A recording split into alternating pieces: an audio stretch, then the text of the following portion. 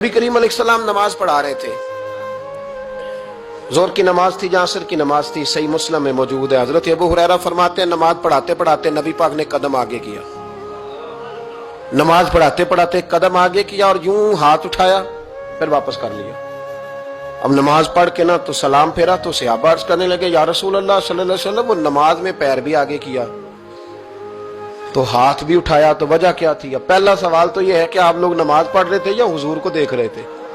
تو صحابہ تو پہلے ہی بتاتے ہیں کہ بھئی ہم تو پہلی صف میں نماز اس لیے پڑھتے تھے کہ نماز بھی ہوتی رہتی تھی اور چپ کے محبوب کی دید بھی ہوتی رہتی تھی۔ حضور سے پوچھا یا رسول اللہ، وہ نماز پڑھتے پڑھتے قدم آگے بڑھایا آپ نے تو پھر پیچھے کر لیا، کیا تھا؟ اور ہاتھ اٹھایا تو پھر آپ نے نیچے کر لیا۔ تو نبی کریم فرمانے لگے نماز پڑھاتے پڑھاتے جب میں نے کہا نا سمیع اللہ لمن حمیدہ، اچانک میری نظر اٹھی تو جنت میں چلی گئی، نظر اٹھی تو جنت میں، تیرے لیے 2-4 قدم عرش بری ہے۔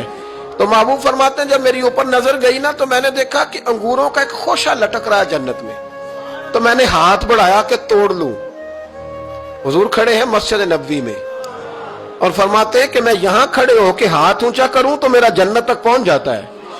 فرمایا میرا ارادہ ہوا کہ وہ خوشہ جنت کا توڑ لوں، اور ذرا میں نے پیر آگے بڑھایا ہی تھا تو میرے دل میں خیال آیا کہ جنت راز ہے تو راز ہی رہنی چاہیے، یہ راز کھول گیا تو مزہ نہیں آئے گا، تو میں نے پھر وہ ہاتھ واپس کر لیا۔ صحابہ کہتے ہیں جب نبی کریم نے یہ بیان کیا تو ہمارے چہرے نے تجسس سے کھیل اٹھے، تجسس سے ہم کوئی بات اور بھی سننا چاہتے تھے۔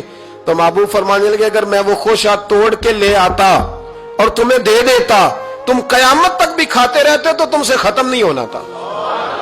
یہ صحیح مسلم کی حدیث ہے۔